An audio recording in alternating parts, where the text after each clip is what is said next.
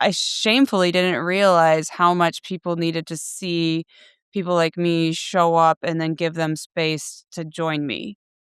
Because I was like, that's what we were talking about earlier, like on the progress and purpose, where when I came off of the world tour and I was like, okay, I'm going to pace a bunch of, I'll pace women to do this 100-mile race at Unbound. And women just show up. It- I mean, Sean, it gives me the chills and it still makes me want to cry because I did not realize how many women needed somebody just to say, hey, ride with me. I will guide you through this scary event and I am here for you. And so I think it's about people showing up and then you see it and then you have somebody and I can be very bossy if you didn't notice. But like but and I and I can be there for them, but they'll show up. And so I think it's about having like if you see it, you can be it. Like so like your daughter, like if she wants to watch Ronda Rousey or that's not like that's judo, but and now UFC, but like she wants to watch somebody like, I mean, I am a huge fan of Ronda Rousey, so I read her book. I think it's about seeing people that going like, oh, I can do that. Oh, I can do that. And then it's like, then for me to say, hey, just ride with me. And I can have 150 women in a sold out event come and just ride with me. And then they feel safe because they're with me. So I think it's about creating that community is that you see it, there's no judgment. And I'm not like against like shunning out men. I think like everybody can be there. Just, make it a safe place where people could just come and feel welcome.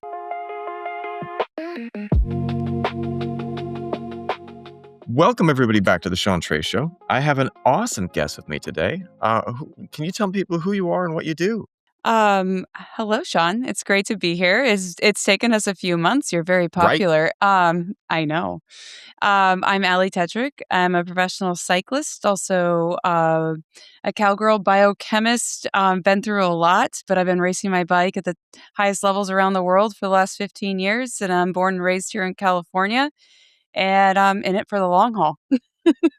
I could go longer, but well, that yeah, sounds good that's to me. awesome. But you got a lot going on. But how did you get started down that path? I mean, it's such a cool path.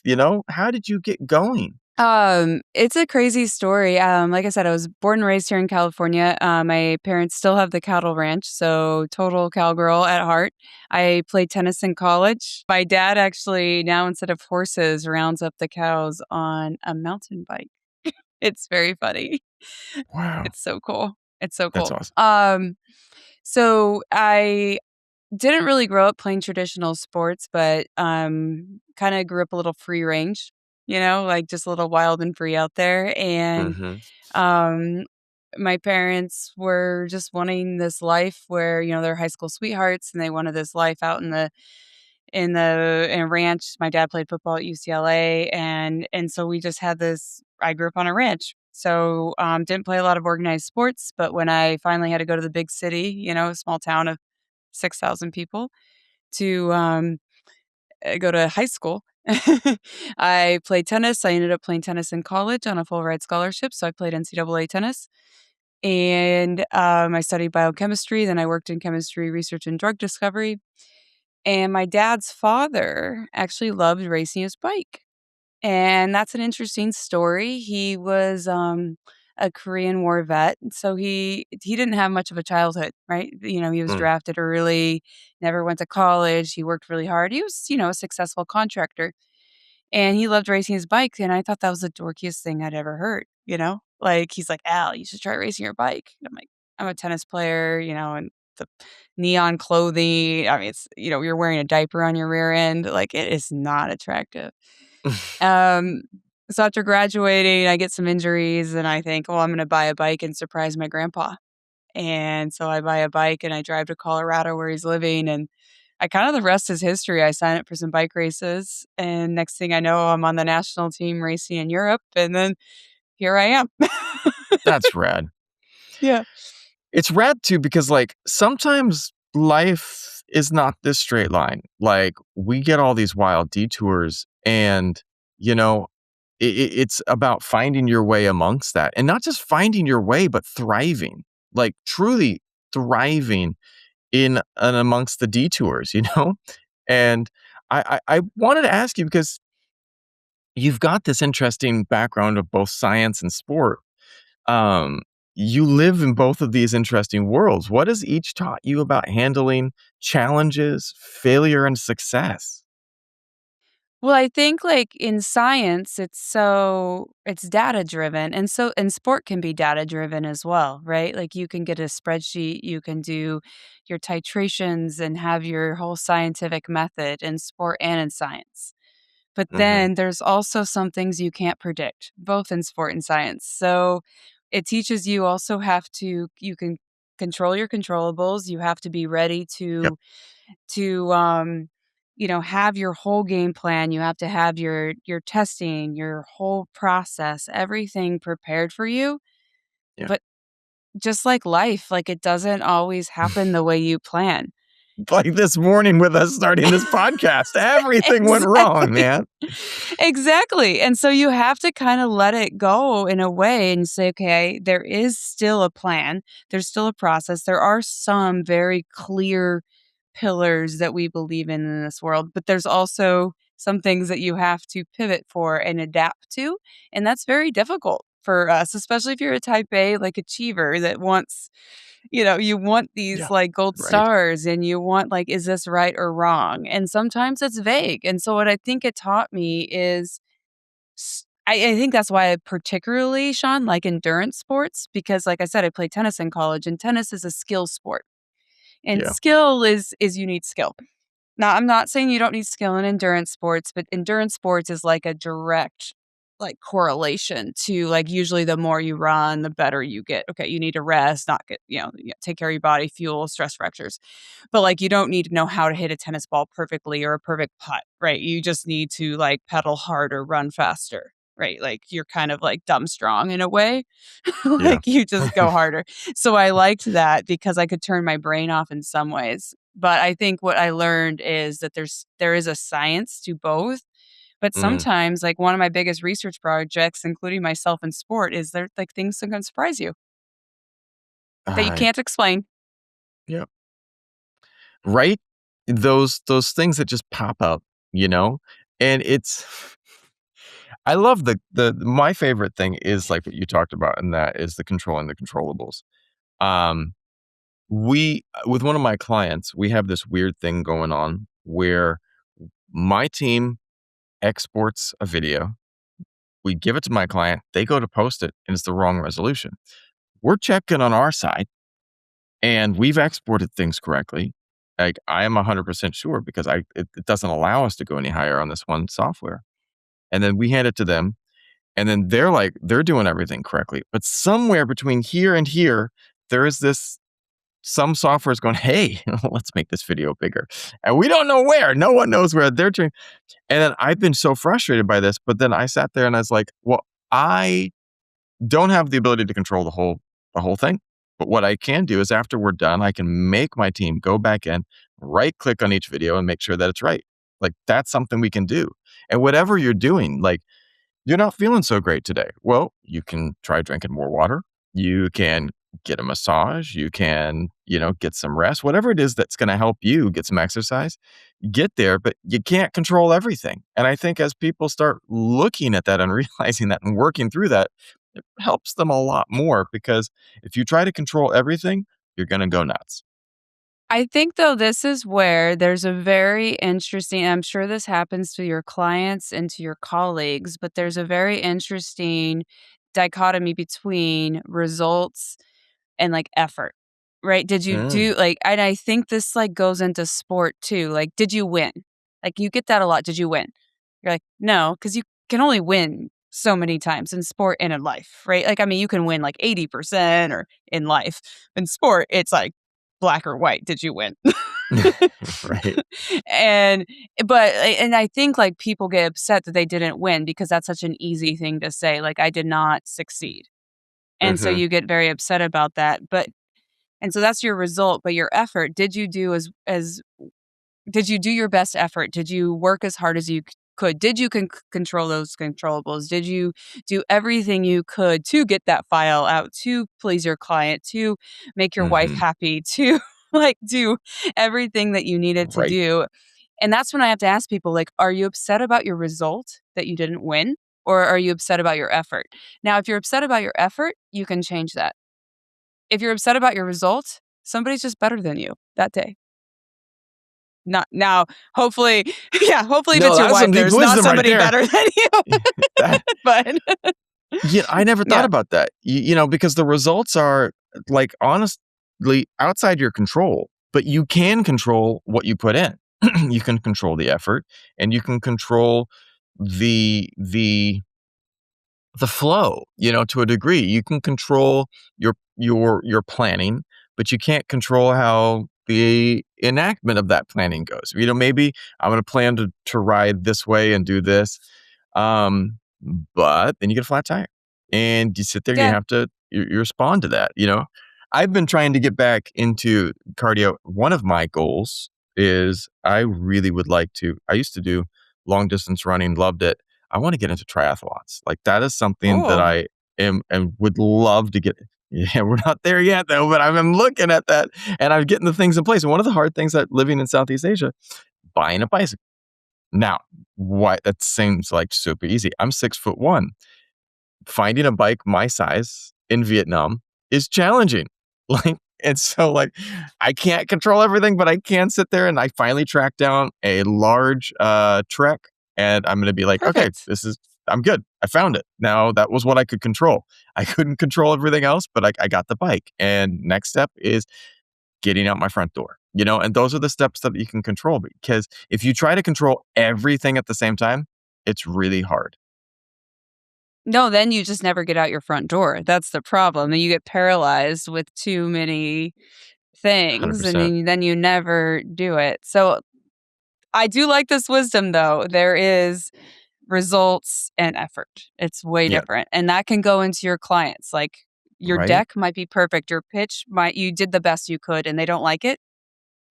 That's it. That's it. It's That's okay. it. And then you sit there and you figure out the next thing you can do. But, I wanna ask you this because it plays into that. Like, you've had success at a high level, but what's a moment that really tested who you are as a person? Oh my gosh, every day of my life. As I read that question, I think that I'm sitting there going, I know what I would answer. I'd be like, "Dude, waking up every moment." Yeah. I think, I mean, there's so many pivot points in life. I mean, but there's, like, some that really strike me, and I think, I mean, a few come to mind that are very poignant, and they're the ones that you have to that's where you have to separate yourself from the emotion, the expectations, the pressure that you're putting on yourself, possibly other people are putting on yourself, I'm sure they are, but I think we Mhm. put the most pressure on ourselves, like, you think it's your parents, society, your coaches, your boss, your family, whatever, but really it's us, right? Because we want to succeed for us and for others, and I think this moment was after I had some very bad crashes. So I've been life flighted out. I've had a traumatic brain injury. I've broken my pelvis. I've had some really bad injuries where I had to come back and kind of realize that my identity wasn't just about sport or wasn't just about my results or wasn't just about like what was being portrayed in the media or what I was even telling people. I had to like come to what I was, who I was, and why I wanted to do this. And so there's a few key moments where I think it's where I wanted to do something and it sounds selfish, but it's like where I wanted to do it for myself, not to prove anything to anybody else. But I was just like, Allison, I think you can try this. Like, I think you can do this. Like, you can come back for you because you come back like after this horrific accident and you can come back on your terms for you. Yeah. And I think that that's really important. So after this broken pelvis and traumatic brain injury, life flighted out, I came back. Everyone's like, wow, you're so impressive. She's the next big thing again, because I was the big thing and I'm the big thing again because I'm coming back and faster. But I wasn't happy and I wasn't healthy. I crashed again at the Pan American Games. I'm still not great. Like, I mean, I'm still, And so then I'm still like, I was super dark and depressed, and, I'm on antidepressants. I'm going to neuropsychologist. I'm trying to figure out what's going on in my brain.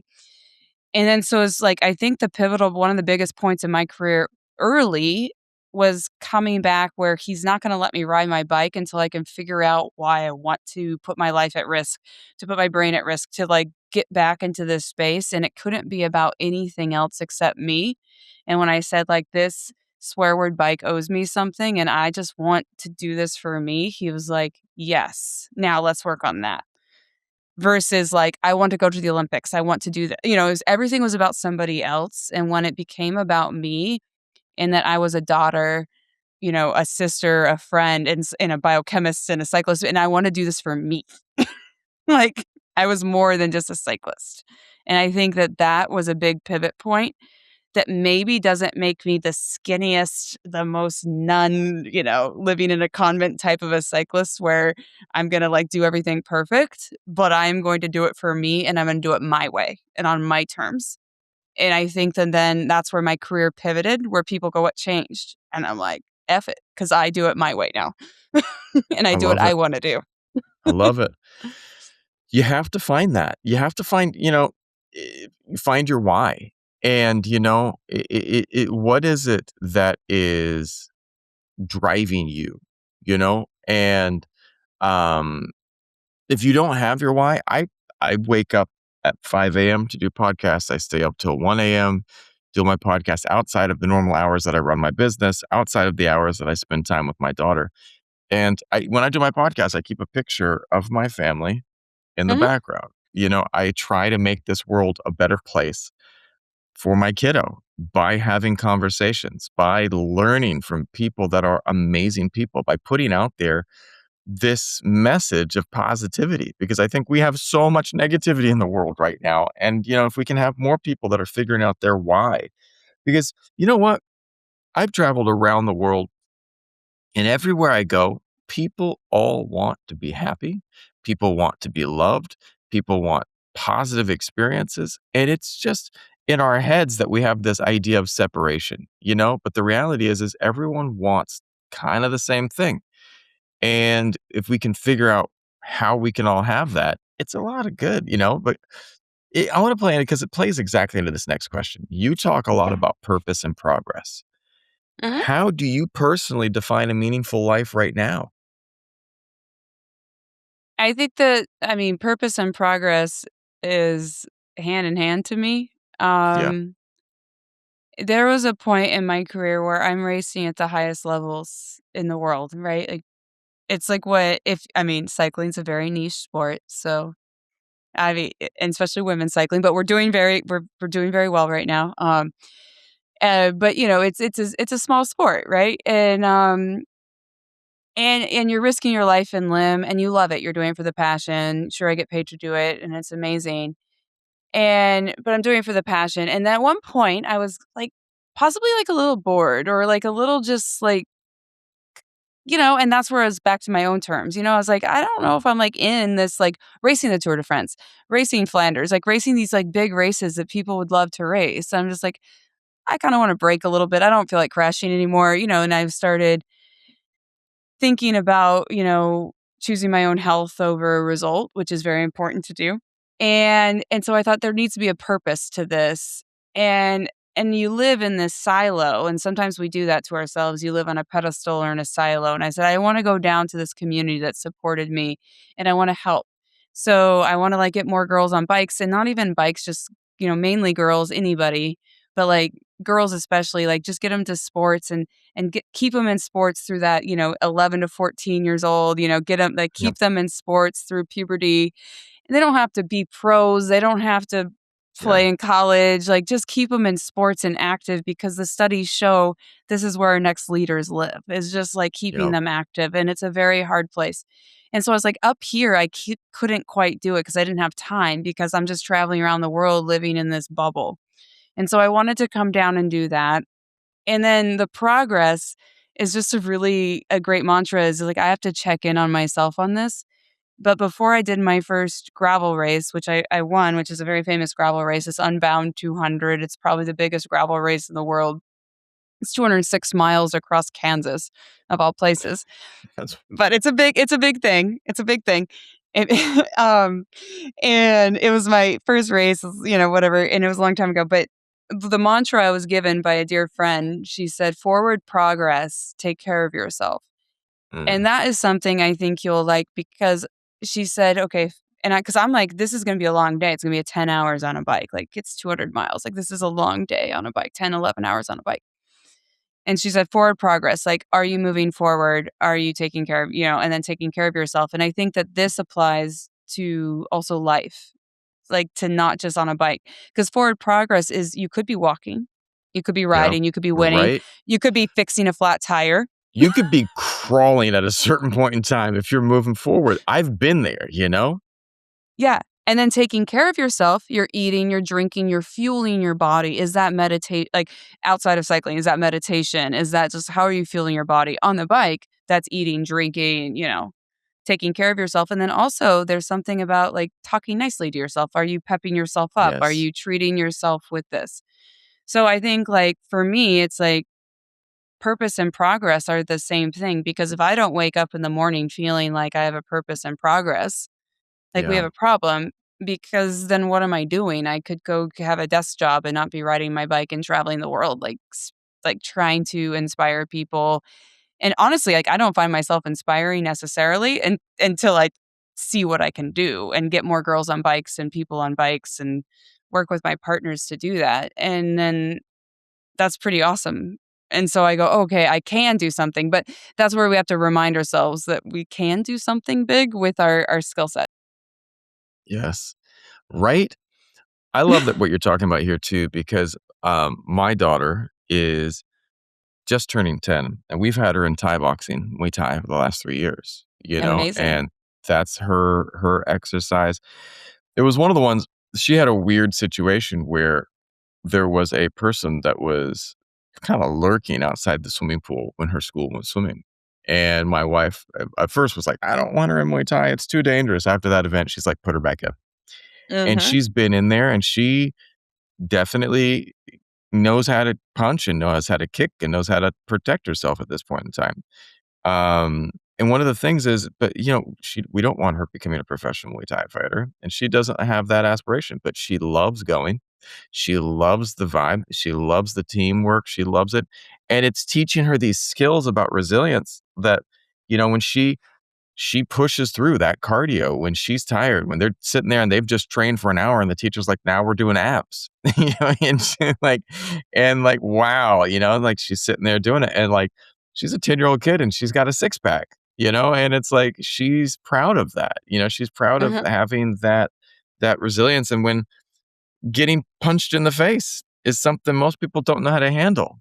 And, she's learns how to like obviously she's wearing headgear and protective that stuff, but when they're Yeah. sparring, she pop, like, wow, that was a interesting experience. Now what are you doing? And, Mhm. like the teacher, and we always work on, when between rounds, don't sit on the floor, just stand up. If you've got the ability to stand up and keep going. And if you're tired, recognize that and learn to take a rest. And it's like she's learning to tune into her body for one, but she's also learning these bigger success skills that are really powerful, And I think that when we can get all of our young people into that, but especially young women, it's so powerful, And I wanna ask that because it plays into this next question. When you step into leadership roles now, how is that different from when you were just the athlete? Because you are leading the charge for things to shift, you know? Oh my goodness, that's a hard question.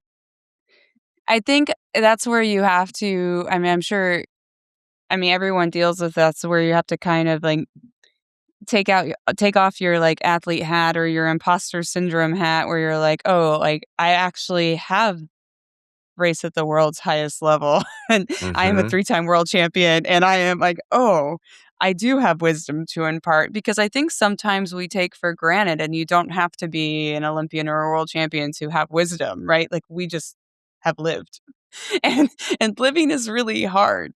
And so I think, like, that's where you maybe, though, don't train as long and you give the a couple extra hours instead of pushing forward in your own training and your own aspirations, and you give that back and you pay it forward. And I think that that's so gratifying to me. And sometimes I still grapple with it, but I'm like, should I have ridden longer? No, no, no, no. Because seeing the smiles on these girls' faces and like helping them and mentoring them and showing up and pacing them in races, and it's so beautiful. So I think balancing it is first of all taking off the imposter syndrome hat where you're like, okay, I do belong here. Like they're looking up to me. But sometimes don't you get that where you're like, wait, you want my opinion? Oh, I have a lot. Like, oh, I no, I do know what I'm doing. Okay, I got this. And then they're so moldable and vulnerable, and I'm vulnerable still. Like I'm still learning so much about myself. And then I learn so much from them because they're so pure. Like they're still learning like in a whole different way. So I think we both learn from each other. I think it's a beautiful experience. But then I feel like with what we can build, like helping them with the opportunity, inclusivity and opportunity that um as a repetitive opportunity, but we could also just like make sure that they have a safe environment to do so, and let them fly a bit and have that proper guidance. So it's a healthy balance of me knowing that I can do that, and I think I'm getting much better at, as I keep going. If that makes I mean, practice makes perfect, but it won't ever be perfect, of course. But, Right. I mean, keep showing up is really important, and then watching them fly is incredible, and you go, "That's my girl. Look at her go." That's You awesome. know? It's so cool. Yeah. I love the, and being able to see other people succeed, is huge, and one of the things too that we like this, like, everyone likes to romanticize things. What is the hardest part of my day? Generally waking up, getting Mhm. up, getting up early. I gotta take my daughter to school, then I gotta go to the gym, then I gotta get in and I gotta start my team for our work day, and, it's stressful. Like, even this morning, I had my one of my big clients call me and say, "Hey, we've got this big problem," and so, like, right now, I'm triaging that, trying to figure out how that's going, how we can fix that. Getting up is one of the hardest things, and, like, I think people tend to romanticize it, especially, like, on LinkedIn. And, like, LinkedIn, all these business owners like, "I crushed it with 25 deals today," and you're like, "Wow, I just nearly I had my kid throw up on me, and that was a hard thing to deal with," you know? But what's something about the cycling world or even life that people romanticize but don't really understand? Oh my goodness. I absolutely hate when people romanticize the word suffering. Mm, They're like, okay. "Oh, I was suffering. I was suffering." I was like, "You were just riding a swear word bike." Like, that's not suffering. Like, and Billie Jean King has a quote, "Pressure is a privilege, and also suffering's a privilege." Like, yeah, you're tasting, ferritin, you're tasting, like, blood in the back of your throat, you're bleeding through your eyes, like, your legs are searing, you're trying as hard as you can on a bike, but that has nothing to do what is going on in the world and suffering, right? And so someone's like, "Oh, I was really suffering," and I just, like, cringe because so I was on this team once, and they put, like, suffering on the bottom of our socks. And I could never wear the socks because I hated the word suffering because, like, I was like, "I'm not suffering, I'm just riding as hard as I can. Do I wanna vomit? Yes. Am I coughing up blood? Sure." Like, I know how to go really hard and push myself, like, in and out, but, like, I just don't think suffering is Mm, like, special. And so mhm. I had a coach once that said, "Just because you went hard doesn't make you special." And I love it. I love that quote because I was like, "And then I did this, and then I did that," and then, like, he was like, "Cool, Al, just because you went hard doesn't make you special." I was Right, like I mean, he had a good way to, like, just throw a knife into my heart, but, like, he was just keeping my ego down. right. I find that, like, with business and with the success, I don't know what you would call them. The people that are just like you always see them out there about, like, go hard 24 hours a day, 8 The days a week. grind. The grind people, like, they really like and then you get people that are just like, I woke up at 6 a.m. today, and that was hard, and I am proud of that, and, like, that is to me an admirable start. You don't have to be that person, and if you are that person, if you are the person who likes to get out there and go, to the 12th degree, that's awesome, that's you. But I don't think that we should tell everyone that if you wanna have any type of success in life, you need to be going nuts, I think that it's about finding ways to make it sustainable, and I think sustainable in your life is really important because, you know, if you wanna be doing this until you're 80, 90, you gotta find ways to take care of yourself too. For sure. And I just think that we do need to find that balance. And I mean, I will admit, like you were asking me earlier, and I just didn't have that balance when I was early in my career because I was just so fixated on like gold medals. Like I'm like, this is what I need. And and then when your world comes crashing down, you realize you're alone and what do you have? And then you're like, that's when you have to be like, I'm so much more. And how do I like fill my life back into what I know, what I know that I am? And then how do I still pursue my goals, but in a healthy manner? And I still get Right. up at, 5 in the morning. I work really hard, so I can train and then balance, all my other activities. But like, I'm just never going to glorify suffering or the Right. grind. I feel like suffering is sports and the grind is what I see on LinkedIn. It's like, yeah, like you got to like keep like pushing. Yeah, you do, but do you have a family at home or you have like a sister you need to call or like a mom? Like, do you have like a friend? I love that. What about a walk and listen to the birds? Something. There's gotta be something you need. I am 100% on board with that, and I agree entirely. But I wanna ask you this because you've been part of building communities, especially for women in sport. What actually works when it comes to creating lasting change? Um, I think that's a hard one because 'cause we're still working on it, so I think ugh, there's just so many overused words. Right? Um, but I think that, like, it's not a moment, it's a movement. I'm just throwing out stuff. But I think o ideally what I would like to see is where it's not even a topic of a conversation anymore, where we don't even have to ask that question, where we don't have to talk about equality, equity, pay, community for women because it just exists, so it's not a question. But how we do that, I think, is just creating space, and it's also so cliche, but, I think I didn't I shamefully didn't realize how much people needed to see people like me show up and then give them space to join me.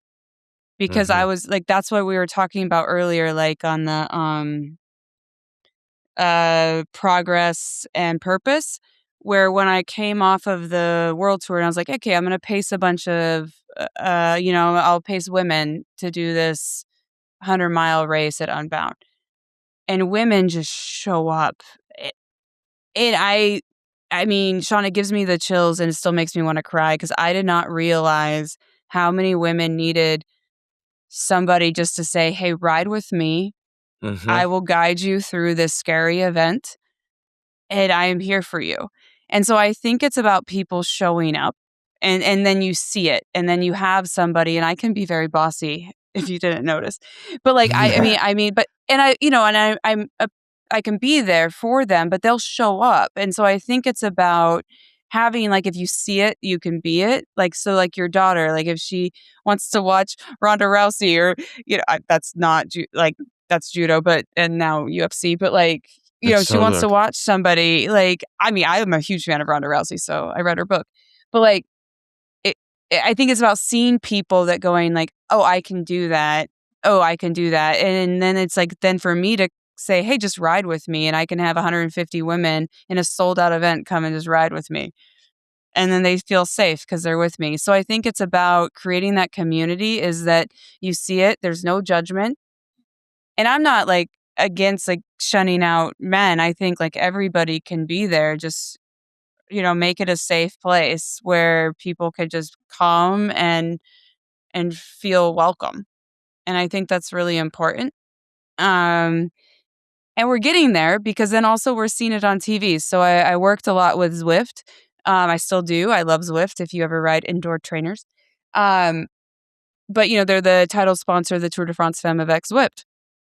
And I mean, that's their big motto. It's like #watch the femme. It's like if you watch more, like the more you watch women, the more women win. And that's the more your daughter can watch women play basketball, tennis, cycling, right? And this is where we get more of that community. And then we have people that come down into the communities and build it and have this safe place.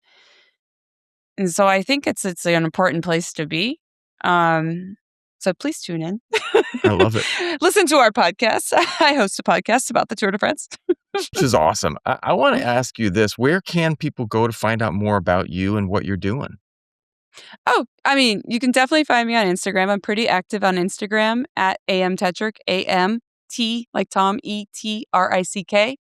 That's where you can find most of the things. And then during the Tour de France Femme avec Zwift, I host a podcast with Lance Armstrong called The Move. It's a great podcast, and we'll host it also during the year. But we're live on Peacock every day after the tour, which is super cool. And we sell bandanas on my site. That's in my link tree. It's also Saga Ventures for AMT bandanas, but all the proceeds go back to create scholarships to just get more girls on bikes.